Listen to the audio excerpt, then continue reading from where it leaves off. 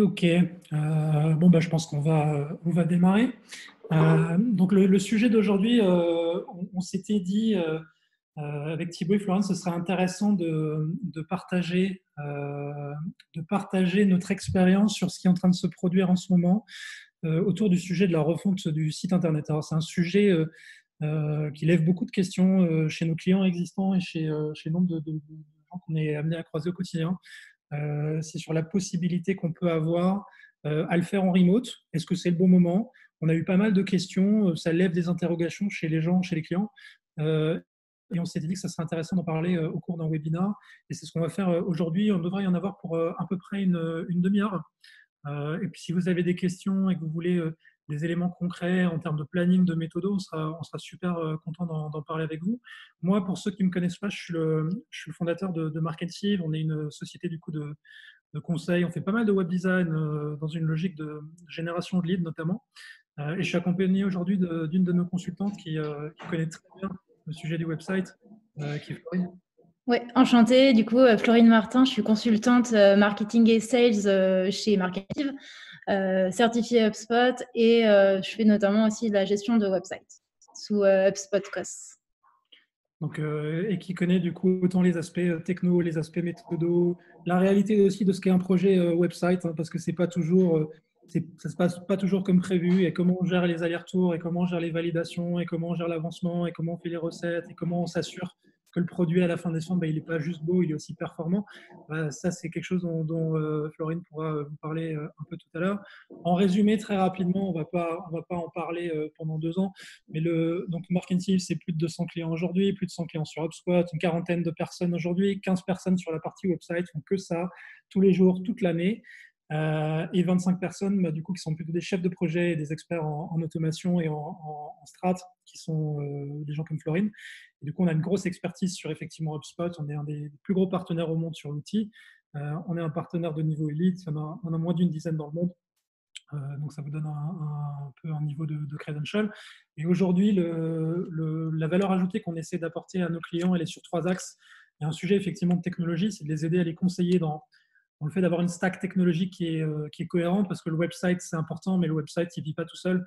Il est généralement connecté au CRM, il est connecté à des outils de BI, il est connecté à des outils de tracking, il est connecté à des outils de chat, il est connecté à des outils, etc., etc. Donc, comment on construit quelque chose de cohérent avec les outils qui sont les plus performants, puis d'apporter des équipes qui sont capables de vous accompagner là-dessus avec des vrais experts. Tout ça, c'est des métiers différents. Et puis de vous aider, vous, à monter en compétences là-dessus et de mettre le bon process qui va bien pour délivrer le maximum de valeur business en un minimum de temps. Donc, c'est ce qu'on essaie de faire au quotidien, et plus de 200 clients aujourd'hui, des grands, des petits, des moyens. Beaucoup de sociétés technologiques, c'est une grosse verticale chez nous. Et autant du coup des grands comptes que des PME, que des startups, que des grosses startups très financées. On a un peu tout type de clients et tout type de secteur. Et on n'est pas des experts d'un métier en particulier, on est plutôt des experts aujourd'hui de méthodos, d'outils, et des experts de la capacité à délivrer des choses au service du métier dans les meilleurs délais, avec une vraie expérience digitale et une vraie expertise derrière. Les sujets qui vont être les nôtres aujourd'hui, c'est effectivement, on est dans un cas un peu particulier, hein. Je pense que vous vous en rendez bien compte, c'est ce sujet du confinement. Donc, est-ce que c'est le bon moment pour passer à l'action? On va vous donner 2-3 éléments de ce que nous, on a observé chez nos clients. Il y a un sujet aussi autour de l'organisation remote pour un projet website. Est-ce que c'est faisable? Est-ce que c'est pas faisable? Est-ce que c'est adapté? Comment on fait? On a quelques éléments aussi là-dessus, et sur lesquels notamment Florine va vous expliquer comment ça se passe concrètement. On a aussi un sujet qui est important pour nous, c'est le sujet technologique. C'est comment on fait finalement pour s'en sortir dans un contexte où l'IT, c'est un peu plus compliqué, hein. Il y a des contraintes d'hébergement, des contraintes, etc. Donc, comment on navigue là-dedans dans cette actualité aujourd'hui, et puis peut-être aussi en profiter pour changer de philo par rapport on faisait des websites depuis toujours, mais comment elle est fait aujourd'hui? Est-ce que finalement il ne faut pas revoir un peu son playbook pour être un peu plus en phase avec une bonne manière de faire, et notamment dans ce contexte de digitalisation? Alors, je démarre sur le confinement. Le confinement, c'est une période qui est vraiment particulière, et on se rend compte, nous, pour quand même travailler au quotidien avec 80 boîtes en simultané et discuter avec des gens tous les jours. On a deux types de situations. On a des gens qui sont finalement soit dans une logique de business extrêmement dégradée et où finalement on est dans un gros coup de frein global sur tous les sujets, avec du chômage partiel à gogo, avec une grosse diminution effectivement de toutes les ambitions. Ça, c'est le premier cas. Et puis on a d'autres cas effectivement d'entreprises qui se disent que c'est période, une opportunité, et que finalement on est chez nous, mais on peut quand même continuer à faire des choses. Et puis on a quand même besoin de participer au business. Donc il y a d'une manière générale une bande passante nouvelle qui apparaît parce qu'il n'y a plus de transport, parce qu'il y a il y a un peu moins d'événements, il n'y a plus d'événements physiques. Donc tout le temps qu'on avait consacré autour de ce type d'initiative, il faut qu'on le réalloue assez rapidement. Donc effectivement, on a du temps. Et si on avait ce sujet-là peut-être en sous-jacent depuis un certain temps, c'est peut-être aussi le moment de se dire comment on exploite ce temps. Et le website, parmi d'autres sujets, la mise en place d'un CRM, la mise en place, la refonte de la charte graphique, etc., sont peut-être des sujets qui sont assez à propos de prendre en ce moment, malgré le fait qu'on se dit, tiens, finalement, on est mal barré, mais c'est peut-être aussi une opportunité pour consacrer du temps à des sujets qu'on a du mal à gérer au quotidien. Et puis, mine de rien, il y a quand même une reprise, alors on l'espère tous la plus rapide possible. Les scénarios sont assez variables. On va avoir des gens qui attendent des reprises effectivement à partir de juin, juillet. Il y a des gens qui sont plutôt sur septembre, octobre, novembre. Il y a des gens qui sont mi-2021.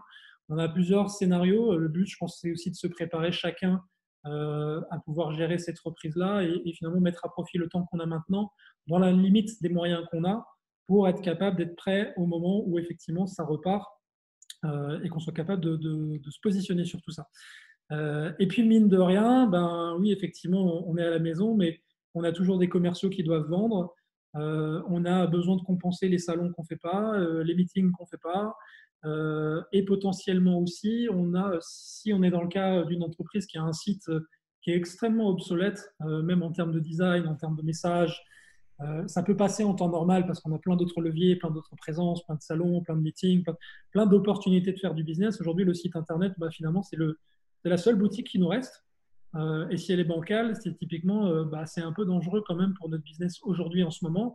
Donc, il y a aussi peut-être des actions de patching très rapides à se dire, faut peut-être sortir quand même un site qui soit un minimum d'équerre par rapport à notre activité et pas finalement rentrer dans un cycle de 6 mois pour sortir un outil qui à minima ne mette pas nos sales en difficulté quand le prospect va se présenter sur cette plateforme-là. J'ai vu quelques exemples pour ma part. Par exemple, j'ai des clients pendant cette période qui ont vu toute l'importance en fait d'avoir un site vraiment où on a la main dessus, où on est vraiment autonome dans la modification du contenu. Par exemple, voilà, besoin de mettre une pop-up pour parler du Covid-19 sur son site, besoin de modifier du contenu dans un template. Donc voilà, tout ça, ça permet d'avoir vraiment d'être autonome et de modifier, de faire évoluer son site aussi. C'est ça que je voulais ajouter, rebondir sur ce que tu disais, Christian. Oui, de gens qui ont potentiellement été en difficulté parce qu'il fallait rajouter une pop-up sur le Covid, il fallait rajouter un article pour dire voilà notre plan de continuité. La petite logistique du quotidien, finalement, quand on a une gouvernance website dégradée, tout devient un challenge. Donc, et les sujets qu'on aborde depuis longtemps, qui sont finalement d'avoir un outil actuel qui ne fait pas peur aux clients, qui est convaincant, où on comprend vite ce que vous faites, rien que ne serait-ce que ça, c'est déjà finalement des prérequis qui ont l'air évidents, mais qui aujourd'hui créent de l'urgence chez tous les gens qui doivent sortir de là vite fait. Et puis en même temps, sont peut-être des opportunités pour les gens qui sont déjà d'un certain niveau pour avoir un vrai outil contributeur de business qui est peut-être un peu plus indépendant des leviers traditionnels type salon, événement, one-to-one, et qui sont des leviers énormes pour beaucoup de nos clients dans la tech et qui se retrouvent à devoir finalement compenser ça rapido avec du digital. Et donc, pour nous, ce n'est pas du chômage technique en ce moment. On est clairement sur le pont pour essayer d'aider un maximum de boîtes à faire face à tout ça en urgence. Il y a un sujet qu'on voulait traiter et qu'on voulait aussi illustrer, c'est que c'est comment on travaille en remote, parce que beaucoup de gens se posent des questions autour de ça. Est-ce que c'est efficace? Est-ce que c'est bien? Est-ce que finalement mon agence, il faut que je la voie tous les jours? Il faut qu'elle développe chez moi? Il y a plein d'avis et de manières d'approcher ce sujet-là.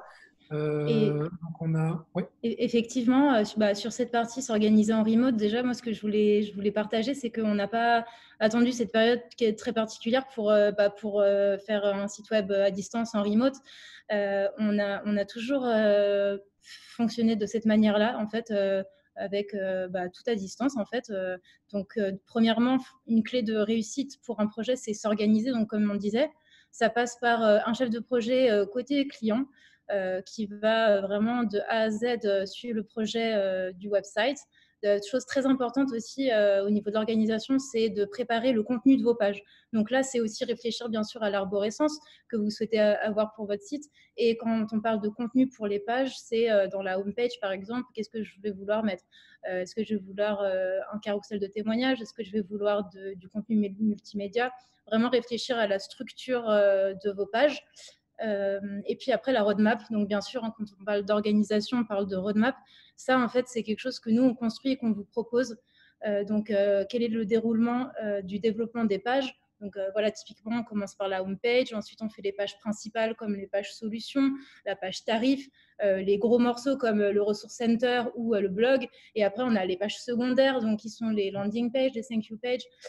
Et on arrive à une phase de recettage et puis de go live. Donc ça, en fait, quand on parle de validation interne, ce qui est très important pour nous, en fait, c'est de définir à quelle date vous allez nous briefer sur une page, à quelle date on va vous présenter la maquette, à quelle date vous validez la maquette et à quelle date, du coup, vous avez la page implémentée. Donc, Ce qui n'est pas toujours hyper naturel pour les entreprises parce que déjà, elles refont pas leur site tous les 3 jours, donc ce n'est pas forcément un process qu'elles maîtrisent. Parfois, elles peuvent avoir une vision un peu simpliste des choses où on se dit, bah, tiens, un website, c'est de la créa et c'est du dev. Nous, on a tendance à dire qu'un website, c'est de la créa, du dev et de la gestion de projet. Parce qu'effectivement, il y a ce côté-là, vu qu'on est sur plein d'expertise entre le consultant marketing qui va à un moment challenger sur l'architecture de conversion, le messaging, le designer qui va à un moment voir le X et celui-là qui va faire la couche du UI et derrière le développeur qui va faire en sorte que ce soit pixel perfect et que derrière ce soit la réalité de ce qui est développé, finalement il y a plein de petits points de friction où ça peut déconner entre guillemets et c'est aussi le gage d'avoir une vraie gestion de projet et d'autant plus quand on est en remote d'avoir des vrais outils documentés, documentaires sur tout le process, les étapes, les validations et d'être presque militaire sur ça. C'est pas donné à tout le monde. Mais c'est vrai que c'est un point qu'on voit souvent. Et c'est, je pense, aussi le premier facteur de retard d'un website ou le fait que l'expérience soit pas géniale, c'est qu'à un moment, il y a eu un dévissage quelque part sur la gestion de projet. ouais. Et après, le deuxième point, c'est si tu passes à la slide d'après, c'est de s'aligner. Donc voilà, l'alignement, en fait, c'est quoi? C'est d'abord, on vous envoie un cahier des charges où on vous demande des questions qui sont vraiment structurantes pour le projet. Donc ça va être les sites web que vous aimez bien, les sites web où il y a un logo d'assuré. Ça va être vos objectifs. Est-ce que vous voulez un site de lead generation? Donc ça, voilà, le cahier des charges, c'est vraiment quelque chose sur lequel on doit s'aligner avant de rentrer dans le vif du sujet. Ensuite, un de nos conseils, pour vraiment s'aligner, c'est de faire participer donc, des décisionnaires, ne pas hésiter à faire participer des décisionnaires dans certains calls, typiquement les calls de validation de maquettes. On a pu voir en pratique que ça faisait vraiment gagner énormément de temps dans le processus de décision. Et puis, autre conseil que je peux donner, c'est lorsque le projet est international. Donc, c'est-à-dire qu'on a un website qui est en français, par exemple, en anglais, en espagnol. Et si il y a des pays qui doivent valider chacun de leur côté leur version, faut s'accorder en fait sur un workflow de validation. Donc voilà, par exemple, pour un de mes clients, on a décidé qu'on allait faire la maquette en français d'abord. Une fois qu'elle était validée, on la faisait en anglais avec, bien sûr, si besoin, des adaptations à la marge.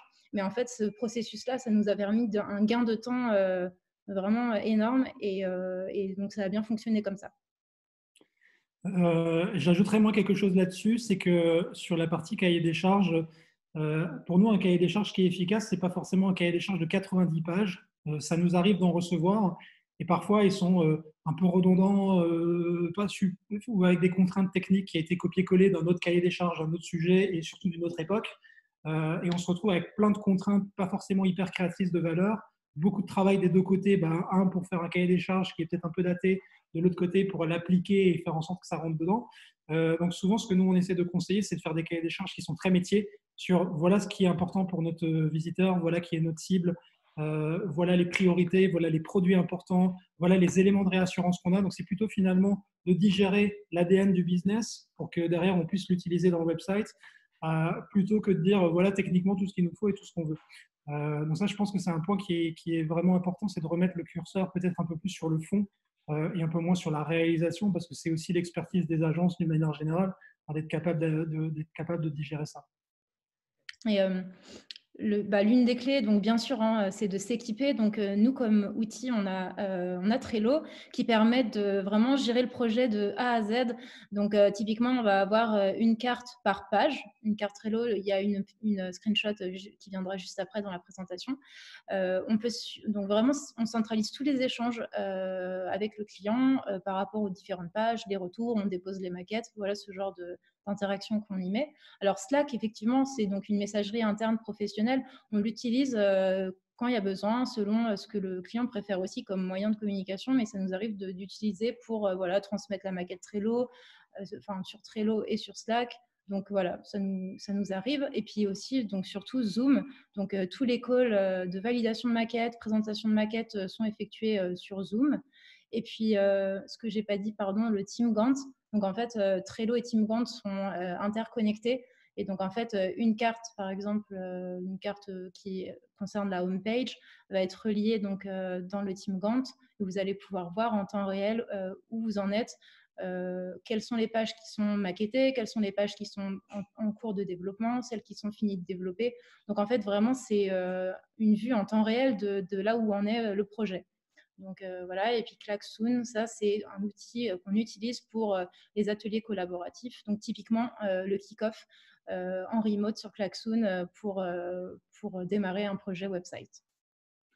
Et celui-là, moi, je le trouve particulièrement pertinent dans l'exercice périlleux de la homepage qui passe parfois en codir, etc., où il y a vraiment un côté très émotionnel. Alors, une fois qu'on a calé les grands axes, effectivement, graphiques, créatifs, etc., du projet, derrière, j'ai tendance à dire que ça déroule habituellement. Mais il y a un moment où finalement, même le chef de projet, qui effectivement connaît le métier, est bon, etc., et c'est bien géré, il a lui aussi sa chaîne de validation, de contribution interne, où c'est parfois du j'aime pas, c'est parfois, il y a un côté un peu subjectif du sujet. À travailler avec des outils à un moment où on peut tous contribuer sous différents formats, donner des avis, avoir de la data, ça permet aussi de défendre un point de vue et de ne pas se limiter à des choses qui sont j'aime pas, mais d'être un peu plus aussi pas scientifique quasiment dans l'approche qu'on a pour sortir un produit qui est efficace. Et puis, quatrième clé pour réussir, c'est bien sûr se former. Donc là, dès qu'on a terminé une page, en fait, vous avez la page qui est disponible dans HubSpot et on vous forme à l'utilisation de chaque template, chaque module pour que vous soyez vraiment autonome dans l'intégration des textes. Alors, ce qui est aussi intéressant à savoir, c'est que on vous fait une formation à mi-parcours du projet. Comme ça, vous êtes déjà autonome pour renseigner tous les textes parce qu'il y a beaucoup de travail en fait de préparation avant que le site soit prêt pour le go live. Il faut créer les formulaires, créer les CTA, créer tous les textes, rattacher aux bonnes pages. Et ça, du coup, on vous forme et puis on est là, si besoin, pour répondre aux éventuelles questions. Voilà. Donc, très important la formation. On y tient pour que vous soyez autonome dans la durée sur votre site. Donc voilà quelques exemples de sites que vous pouvez voir. C'est dernièrement les sites qu'on a réalisés et moi je vais vous parler plus particulièrement du site de Reach5 parce que du coup j'ai été chef de projet sur ce site. Et sachant que Reach5 ils sont spécialisés dans le SIAM, donc tout ce qui est gestion des identités et des accès clients. Donc voilà, alors cadrage du projet, donc ça a démarré, on a mis en place le Trello et le Team Gantt, donc comme je vous parlais à l'instant.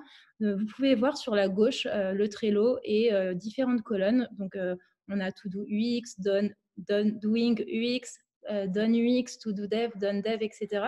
Donc chaque carte est égale à une page et donc on va y mettre les maquettes, on a nos échanges s'il y a des retours sur la maquette, tout est inscrit au niveau des cartes et puis on les voit évoluer. Donc, une fois que, par exemple, la maquette est validée, on la passe dans To-Do Dev et le développeur chez nous sait qu'il doit développer cette page. Et sur la droite, vous voyez du coup les différentes cartes avec leur progression et on peut voir exactement où on en est du projet. Donc ça, c'était le cadrage. Ouais. C'est aussi, je trouve que c'est utile ces outils-là parce que ça évite aussi cet effet tunnel qu'on a parfois sur les projets web où, tiens, quand on est client, on subit un peu les choses. Il y a des actions qui nous arrivent, qui nous arrivent, qui nous arrivent. On ne sait pas où on en est, on ne sait pas quand c'est la fin. L'objectif aussi de ces outils-là, c'est d'avoir en permanence une date de release pour savoir que finalement, s'il y a un retard parce que tiens, le DG était en vacances et qu'il devait valider la homepage, ça décale le projet d'une semaine, mais on a toujours une date de release quand même. Ça évite qu'on ait en permanence tout et n'importe quoi qui vienne perturber la timeline. En tout cas, on a un outil qui nous permet de sortir de cet effet tunnel et vraiment d'être efficace dans le projet. Chose à dire là-dessus? Non? Juste peut-être pour détailler, vous voyez sur l'image du team Gantt à droite, vous voyez par exemple blog, page auteur, et en fait on a vraiment toutes les actions qu'on note avec les dates, donc marketing, présentation du blog le 3 décembre, donc après validation UX par le client. En fait, on a vraiment toutes les étapes avec les deadlines, et comme ça, vous en interne, vous pouvez vraiment vous organiser. Vous savez que pour telle date, il y aura ça, pour telle date, il y aura ça. Donc, moi, j'ai eu le retour de nos clients qui trouvaient ça vachement confortable en fait qu'on puisse élaborer chaque deadline en fait par rapport à chaque page. Ouais, ça évite que finalement on se retrouve un vendredi et dit voilà les contenus, on vous attend et on peut démarrer à partir de lundi. Typiquement, le client il n'a pas du tout anticipé ça alors qu'on avait déjà l'info il y a une semaine. C'est ça. Donc c'est aussi d'optimiser la bande passante et du client et la tienne pour que derrière chacun ait du temps et puis être serein dans son projet. C'est ça. Et après, réception du brief et wording. Donc là, en fait, on vous fournit en amont un template afin que vous puissiez renseigner tous les textes des différentes pages dans les différentes langues. Donc comme ça permet de créer des wireframes. Donc voilà, pour cette partie-là, ce qui est important, c'est qu'il faut que ce soit au maximum le texte définitif.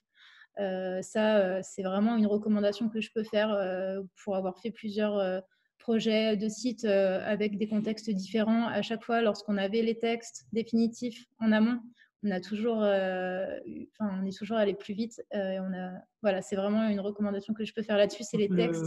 C'est un peu le premier critère quasiment de retard, le retard de texte ou l'indisponibilité du texte. Oui, et puis en fait, si on n'a pas les textes et qu'on fonctionne avec du lorem ipsum, le souci, c'est qu'ensuite, on va faire des maquettes avec du lorem ipsum, et quand on va passer vraiment dans l'intégration, le développement, et on va se rendre compte que souvent, si jamais on n'avait pas le nombre de caractères identiques, si on se retrouve avec 3 paragraphes plutôt qu'un, ça va casser le design. Donc, c'est vraiment pour ça, en fait, que c'est important d'avoir le vrai texte avant de passer au design. OK. Et donc, une fois qu'on a les textes, on passe d'abord à l'étape des wireframes. Donc là, en fait, c'est vraiment la structure de la page, donc où on place du texte, des titres, des images, quel type de module on va avoir. Voilà, donc ça, c'est vraiment fonctionnel aussi. C'est au niveau des fonctions de la page, qu'est-ce qu'on va avoir, les modules. Voilà, et puis après, une fois qu'on a ça, que c'est validé, là, cette fois-là, on passe au design des maquettes. Donc là, on applique la couche, la couleur qui correspond à l'identité de la marque, et on valide aussi les fonctionnalités. Donc par exemple, est-ce que je vais ajouter un CTA? Est-ce que je veux mettre une image, une vidéo? Est-ce que la vidéo, elle faut que ce soit un lien embed YouTube ou Vimeo, par exemple? Est-ce que je veux que mon module soit en smart content? Donc ça, le smart content, c'est le fait de pouvoir mettre du contenu personnalisé en fonction de propriétés ou de critères dans la base de données. Typiquement, là sur Retrive, ce qu'on a fait, c'est que les logos que vous voyez, Retrive is choice number one, c'est des logos qui sont en smart content. Donc, ce qu'on a décidé de faire, c'est lorsqu'on connaît dans la base de données le secteur d'activité du contact, on va afficher des logos dans son secteur d'activité. Typiquement, c'est quelque chose qu'on peut faire aussi avec des cas clients. Mais voilà, donc ça, c'est très important, s'entendre à la fois sur les couleurs, le graphisme, mais aussi surtout sur les fonctions de notre page. Et puis, une fois qu'on a fini ça, on passe en développement. Voilà. qui est le dernier. Et donc, bien sûr, hein, le site est full responsive. Le smart content, j'en ai parlé, on peut mettre des modules de smart content. Et bien sûr, c'est un site aussi qui est éditable sans rentrer dans le code. À partir du moment où les gabarits sont faits, ça peut être édité facilement. Ouais. Ah ouais, bah, complètement. En fait, donc, on a les différents modules. Par exemple, là, quand on voit gestion des identités, ça, c'est un titre c'est un seul module, en fait, le header. On peut ajouter un bouton, on peut changer l'image par une vidéo, mais tout ça, en fait, il faut que ce soit dit en amont, en fait, pour que le développeur puisse vraiment construire son module et puis qu'il y ait les fonctionnalités attendues. Donc, il faut vraiment le prévoir en amont, par contre, parce qu'une fois que c'est développé, si jamais on veut, bah non, je voulais pas une image, je voulais une vidéo, bah, faut tout refaire le module. Donc, c'est pour ça que c'est hyper important en amont de bien définir. Et puis, bien sûr, en fonction du temps vendu dans la prestation. Ok, super. Moi, je voulais aller un peu plus loin. Et puis après, si vous avez des questions effectivement sur le process, on pourra y revenir. Il y avait un point qui, pour moi, était intéressant à aborder, c'était le sujet technique.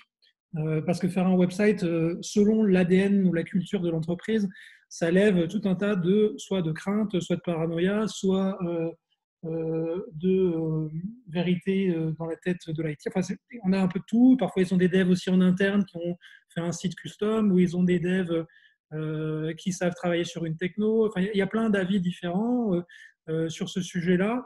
Nous, on sait que typiquement le web, même si voilà, tout le monde a un site web, etc., c'est globalement pas très compliqué, mais ça peut l'être. Typiquement, ça peut l'être rendu par l'IT s'ils ont des contraintes et en même temps, quand on a un CMS classique, c'est le cas, il faut une pré-prod, il faut une prod, il faut installer, il faut sécuriser. Quand on choisit notre CMS, après, on va choisir des plugins qui eux-mêmes ont leur propre faille de sécurité. Donc, il faut faire de la mise à jour, il faut faire de la maintenance, il faut faire tout ça, c'est potentiellement un peu compliqué et c'est potentiellement un peu anxiogène quand on est en plus dans une logique de remote. Parce que finalement, il faut en plus travailler avec tout ça avec des gens de l'extérieur qui vont devoir accéder à tous nos systèmes, etc. Donc, ça peut être un peu inquiétant. Nous, on bosse beaucoup avec HubSpot, j'en ai parlé en préambule. HubSpot, effectivement, il est très connu sur la partie marketing automation, hein, les emails, les landing pages, l'automation, l'acquisition, tout ce sujet-là. De plus en plus connu, effectivement, sur le CRM. Maintenant, on a des belles implées CRM, hein, 50 sièges, 100 sièges, plus de 100 sièges, c'est des choses qui arrivent. Le service client, donc l'équivalent un petit peu de Zendesk. Et maintenant, un CMS qui, chez nous, est le CMS de 95% de nos projets, à savoir du coup un CMS qui est complètement en SaaS, complètement inclus dans la solution, qui permet de piloter le blog, qui permet de piloter toutes les pages du site, de faire comme ce que disait Florine, du smart, donc d'avoir du texte qui est dynamique en fonction de ce qu'on sait dans le CRM sur la personne. Est-ce qu'il est déjà client, est-ce qu'il est prospect, est-ce qu'il a déjà fait ci, est-ce qu'il a déjà fait ça, dans quelle industrie il est-ce qu'il est petit, est-ce qu'il est moyen, est-ce qu'il est gros. Et en fonction de ça, d'être capable justement de venir personnaliser le front. Et donc, on l'aime beaucoup pour ça. Et on l'aime beaucoup pour aussi le quotidien que ça donne au marketeur derrière, c'est qu'il reste dans son outil. Il n'est pas obligé de prendre son CTA, d'aller courir dans son WordPress, de se loguer, de passer en code edit, de mettre l'embed de code formulaire ou l'embed de code CTA dans son WordPress, avec des ralentissements de code qui vont avec. Il reste dans son environnement SaaS, c'est sécurisé. Il a les niveaux de droit qui vont bien en fonction des métiers qu'il a à faire. Et on est aussi sur un produit qui va aller commencer à se muscler très fortement pour aller vers des CMS très, très haut niveau, comme les CMS américains, où c'est parfois des licences à 10, 20, 30, 40, 50 000 dollars par an. Là, on est aujourd'hui sur un produit qui est plutôt accessible. C'est 3 000 € par an environ, le CMS d'HubSpot. Donc, pas de maintenance, pas d'hébergement, c'est encore plutôt accessible. Mais ça va devenir aussi un produit très premium, notamment pour les grands sites multilangues avec des espaces logués, des espaces communautaires. Donc, c'est un produit qui a un os sous la pédale et que nous, on aime beaucoup pour ce côté justement très intégré et aussi même très personnalisable. Et puis, finalement, on a trouvé que c'était un choix technologique qui était intéressant dans le sens où il convient à tout le monde. Les développeurs sont plutôt contents parce qu'ils n'entendent plus trop parler des marketeurs, mine de rien, donc ils sont tranquilles à l'IT parce que le website n'est plus un sujet. Il n'y a pas le sujet de il est hébergé à moitié sur un serveur de prod, des applications, etc. On est sur quelque chose qui est en SaaS, c'est plus un sujet pour eux. L'uptime est fantastique, etc. Donc ils sont vraiment, eux, déchargés du sujet et il n'y a pas de mise à jour non plus, ni de maintenance à acheter ou à faire. Donc ça, c'est un avantage. Pour le marketeur, j'en ai un peu parlé, mais effectivement, c'est intégré à tout le reste. Donc en termes de login, de suivi, d'analyse, de KPIs, d'agilité, parce que derrière, quand c'est bien développé, ben, on donne la main effectivement au marketeur pour faire 90% des changements lui-même, dupliquer des pages, les personnaliser, faire sauter un bloc. C'est des choses qu'il peut faire aujourd'hui facilement et qui vont aller derrière dans la logique aussi et dans la philo d'HubSpot d'avoir un outil qui est très user-friendly. Et puis pour le user, c'est évidemment sympa aussi parce qu'on a un site qui est personnalisé, qui est rapide et qui demain est vraiment adapté à ses besoins. On parlait du smart, mais on a du coup la possibilité d'avoir un outil qui est personnalisé. On peut s'opt-in à la newsletter depuis le site, c'est directement pris en compte par le marketing automation, etc., etc. Donc ça marche plutôt bien. Donc on aime bien ce choix technologique-là. Et ça va aussi avec un changement de philo, qui est la dernière partie qu'on voulait traiter dans ce webinaire, qui était sur l'approche qu'on essaie d'avoir nous. Alors il y a le website un peu ancienne génération, où on fait des sites web qui sont très très lourds avec beaucoup de pages. On fait une page par produit, puis on fait une page par persona, puis on fait une page par industrie, et puis on fait une page par taille de boîte qu'on vise. Etc., etc. On se retrouve avec des sites de 50, 60, 70 pages. C'est très, très long à faire, c'est cauchemardesque. Souvent, on se rend compte d'ailleurs que 20% des pages seulement sont à peu près lues et les 80% des autres en navigation 3 sont jamais consultées, jamais vues. On demandait beaucoup d'efforts à être produites, mais ne génèrent aucune valeur. Donc, on essaie vraiment de penser utilisateur et plutôt de faire des sites un peu légers qui sont compensés par les blogs pour avoir cet impact SEO ou certaines pillar pages vraiment sur des expressions clés. Mais en tout cas, des sites qui sont très simplifiés, très pensés user, comprendre vite ce que vous faites, être rassuré parce qu'effectivement, il y a une structure de page, pouvoir vous contacter facilement. Il y a quelques marqueurs qu'on essaie effectivement de respecter pour faire en sorte de servir le user plutôt que de se faire plaisir à vouloir mettre quelque part dans un coin tout ce qu'on a envie de dire sur tous les sujets. Typiquement, ça ne marche plus très bien. Autant à l'époque, ça avait un impact SEO qui était OK. Aujourd'hui, ça ne marche plus. On a vraiment besoin d'avoir quelque chose qui est pensé user et qui fonctionne bien. Donc ça, c'était un point qui était assez clé. Et puis, on a aussi une logique de construction qui est directement découlée de ça. C'est que vu qu'on ne fait plus des sites de 100 pages et qu'on va faire des sites de 5, 6, 10, 15, 20 pages maxi, effectivement, on peut aussi rentrer dans une logique. Et puis qu'on est un peu affranchi des contraintes IT, on peut rentrer dans quelque chose d'un peu plus agile. On n'est pas obligé de faire un gros monolithe finalement de 50 pages, on le fait à fond et puis on le passe en production. Là, vu qu'on est en SaaS, qu'on est dans un environnement sécurisé, on peut créer une page quasiment en temps réel. On duplique une page, on change le truc, on le met en nav et puis on la publie et puis elle est directement en production. Donc, on n'a plus tous ces sujets-là. On a vraiment un sujet d'agilité aussi et qui nous permet d'entrer dans une philo itérative, d'amélioration continue du site, de venir rajouter des pages et de se dire, tiens, je commence avec une belle home page, une belle page produit, une belle page qui on est. Au moins, c'est nickel, ça explique vraiment bien. Et puis, quand j'ai du temps, je viens rajouter une page sur une industrie, je viens rajouter une page effectivement sur un cas d'usage, je viens rajouter un cas client. Mais de penser finalement un socle de pages simple et de venir en satellite rajouter des pages quand c'est nécessaire et quand c'est important.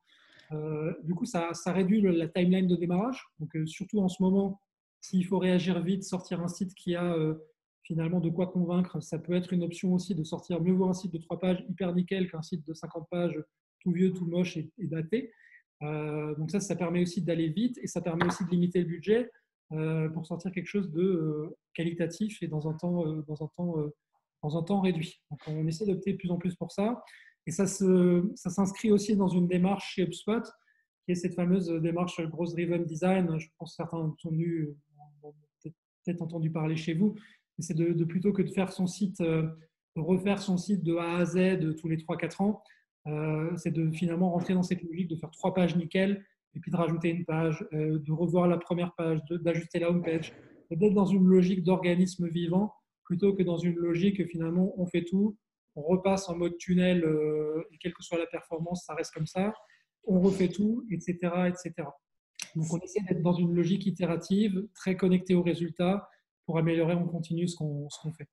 S'il y a peut-être, Christian, s'il y a peut-être un exemple que je peux donner sur juste la slide précédente, quand tu parlais d'amélioration continue.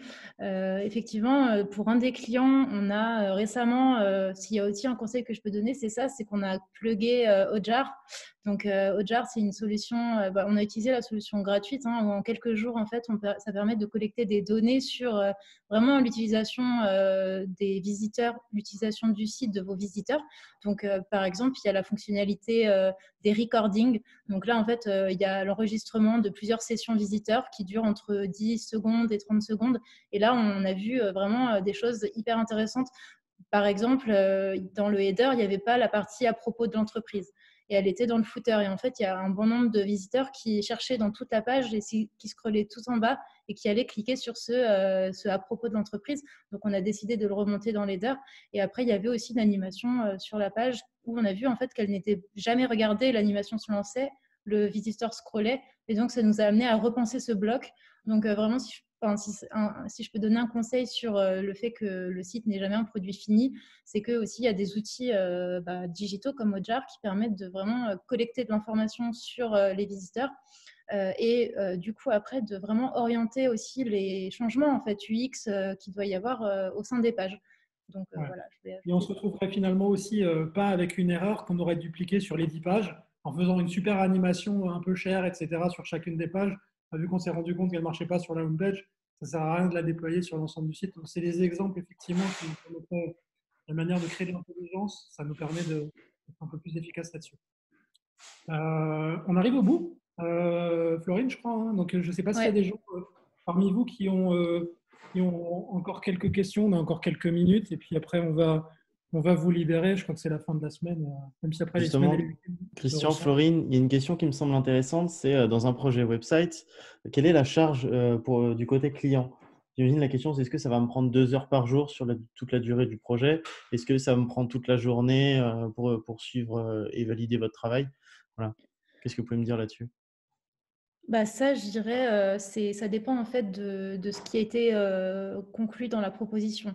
Ça peut être, par exemple, de toute façon, il y aura un suivi au début côté chef de projet, forcément, du côté client.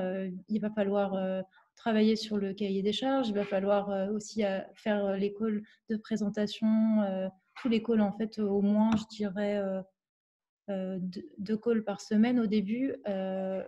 Donc, on va dire peut-être une demi-journée par semaine. Et après, en fait, tout le travail le plus long, en fait, c'est la préparation des contenus.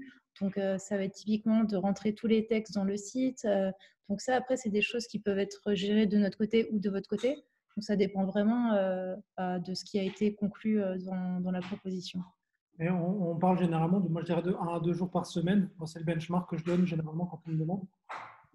Parce que des fois, il y a aussi des projets que nous, on arrive à faire des projets web complets en 2 à 3 semaines. Des choses qui existent.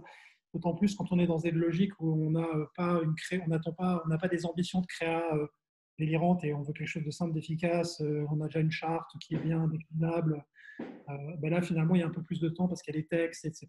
Mais si on est sur un projet un peu plus long, multiphase, très custom, je dirais que c'est plutôt autour de 1 jour par semaine. Ok, et il y en a une deuxième qui est liée. C'est pour un projet raisonnable qui n'est pas un site de 2 pages ni un site de 50 pages. C'est quoi le benchmark du durée d'un projet? Est-ce que c'est plus autour de 4 semaines? C'est plus autour de 8 semaines? Qu'est-ce qu'on peut s'attendre comme deadline pour avoir quelque chose à sortir au moins en lot 1? Ouais, on est sur cette ordre de grandeur-là. Moi, j'aurais tendance à dire entre les deux, entre 3 à 6 semaines. Ça dépend du nombre de pages en fait qui sont à développer. En fait, ça dépend surtout de ça, en fait, du volume. Après, moi, je dirais que ça dépend, ouais, effectivement, du nombre de pages. Mais oui, plutôt entre 6 et ça dépend. Ça peut être sur un mois et demi. Et pour faire face aussi à ça, on a développé une offre. Du coup, Thibaut, que tu connais bien, hein, qui est l'offre des websites starters, qui sont des sites, on pourra vous l'envoyer aussi en follow-up si ça vous intéresse d'opter un peu pour cette approche et si vous êtes un peu dans l'urgence, mais de sortir des sites finalement qui sont sobres et efficaces en termes de design, enfin, pas très custom en tout cas, et qui vont permettre très vite d'être dans une logique technique SEO ready, efficace, moderne, avec une gouvernance qui est facilitée pour eux. En SaaS, donc pas trop de contraintes techniques. C'est des sites qu'on peut sortir en 2 à 3 semaines, tout compris. Effectivement, parce qu'on a déjà développé beaucoup de choses et qu'on vient personnaliser du socle. Après, quand on est dans des logiques plus custom, moi j'aurais tendance à dire qu'on est plutôt dans 3 à 6 semaines en fonction du nombre de pages. Et si on a pas mal de pages, pas mal de complexité, pas mal de besoins, on a plutôt du 2 mois, 2 mois et demi sur les projets lourds avec une organisation interne qui est aussi un peu complexe avec pas mal de décideurs, de validation interne. C'est peut-être plutôt entre 2 et 3 mois. Ça dépend beaucoup, je pense, de l'ADN du client. Ok, je pense que vous avez répondu aux 2 questions principales qui sont revenues plusieurs fois. Ok. On va du coup s'arrêter là. Merci beaucoup d'avoir été avec nous. C'est un sujet intéressant. Merci Florine. Et puis on se revoit la semaine prochaine pour un autre webinaire du coup sur le marketing automation. On va annoncer ça début de semaine. Et puis j'espère que d'ici là, portez-vous bien. Et puis si vous avez des questions sur le website, vous voulez travailler sur des sujets ou avoir un avis sur des outils, n'hésitez pas à nous contacter. On se fera un plaisir de vous répondre. Je vous dis à bientôt. Merci à tous. Bonne fin de semaine. Au revoir. À bientôt. Bon après-midi. Au revoir.